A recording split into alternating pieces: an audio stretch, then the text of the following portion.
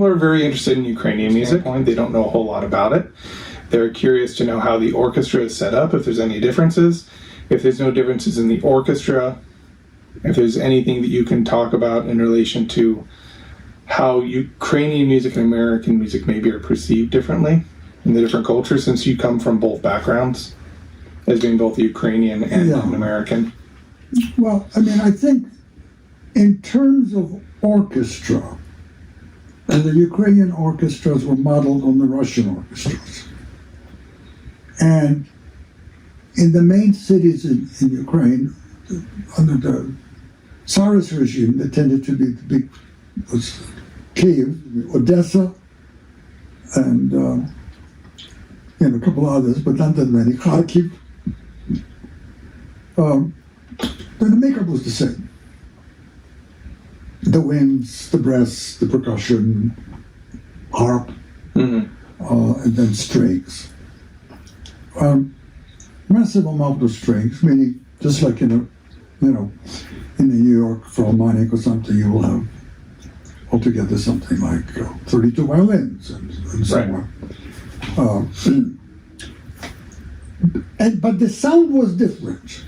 In a sense, again, the sound was influenced by the Russian methodology. It's a heavy sound for the most part.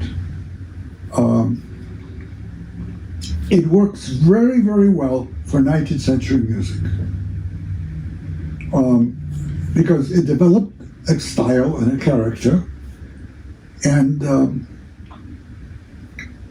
but the problem really is that there were, until recent times, there were certain deficiencies over there that you would have, even in top orchestras. For instance, intonation was not as carefully guarded as it tends to be in the West. I see American in Europe, but same thing. The other thing was the preparation of pieces. Again, that's changing. But the preparation of pieces was really not done in such a way that you were expected to know your part when you come to the first rehearsal. They would just learn the parts as part of the rehearsal. So there were potential problems with that, and always would things come out. And there was a lack of percussion instruments. I mean, they had the timpani, the bass drum, the cymbal, etc., etc. That was all there. But when it gets into a more sophisticated and a more kind of trendy things, that could be a problem. And getting them was also a particular problem. If they didn't have it, very often they wouldn't even try to get it, so we'd have to find substitutes.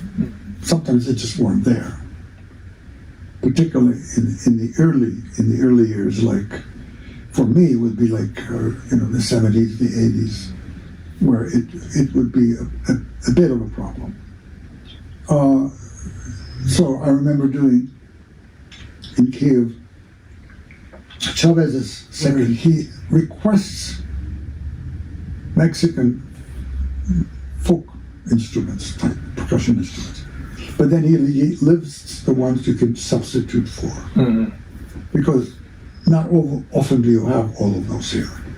They wouldn't have that here, but they would be able to substitute because Chavez was very Sinfonia India. That's right, Sinfonia India,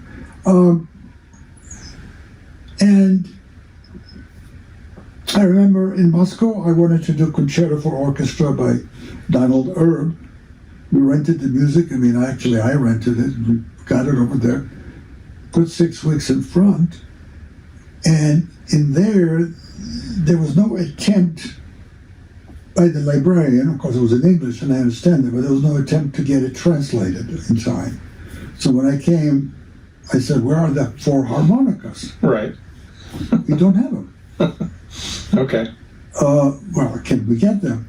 No, I don't think so. No, we don't have it. Okay, we can't get it. So I had to cancel it, which got them very, very angry. But I didn't want to go into it. As a matter of fact, I had to sign a statement not blaming the orchestra, that my canceling that piece was part of what they wanted me to say was my decision. So is it a situation where if they don't have a particular instrument, they'll just substitute? Well, you can't substitute for harmonicas. Right, but is that kind of the standard? Yeah, Or I at mean, least they how do the maybe it best to used get to it be. close to what they want. You know, you don't have something, you don't have enough octaves, let's say, in one of the melon instruments. Mhm. Then you will do some transpositions. It reminds me a little bit of Baroque music where Bach would write a piece and whoever was available.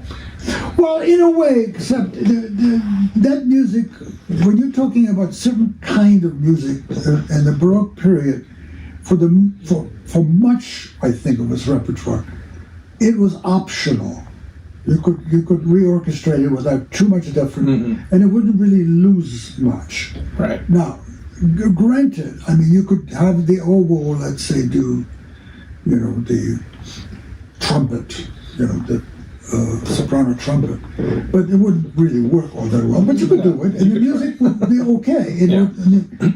Glenn Gould made a very interesting statement. He said that about Bach, particularly, is you can play it for anything. You can have a coda ensemble do it. It doesn't matter as long as they honor the structure. And by structure, he meant the music, and everything else was there.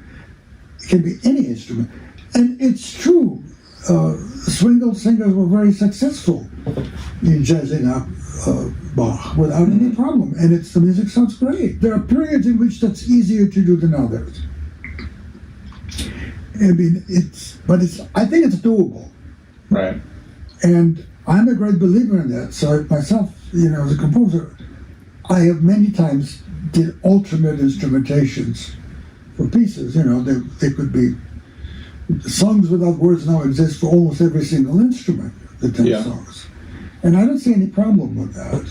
I don't think it's important at all, as long as the structure is honored and as long as it's within the instrument's range of technical capability.